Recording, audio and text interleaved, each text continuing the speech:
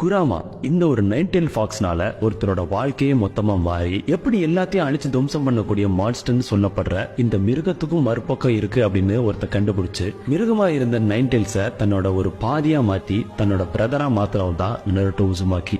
ஆக்ரோஷத்தோட உச்சியில இருந்து ஷினோபி வேர்ல்டோட அச்சுறுத்தலா இருந்து இன்னைக்கு அதே ஷினோபி வேர்ல்டோட சேவியரா மாறி அந்த ஷினோபி வேர்ல்டுக்காகவே உயிரை விட்ட நைன்டெயில்ஸ்ங்கிற குராமாவோட வாழ்க்கை கதையை தான் இன்னைக்கு நம்ம வீடியோல பார்க்க போறோம். இந்த வீடியோட எண்ட்ல மாரல் ஆஃப் த ஸ்டோரி அப்படின்னு சொல்லியிருப்போம். மறக்காம வீடியோ ஃபுல்லா பாருங்க.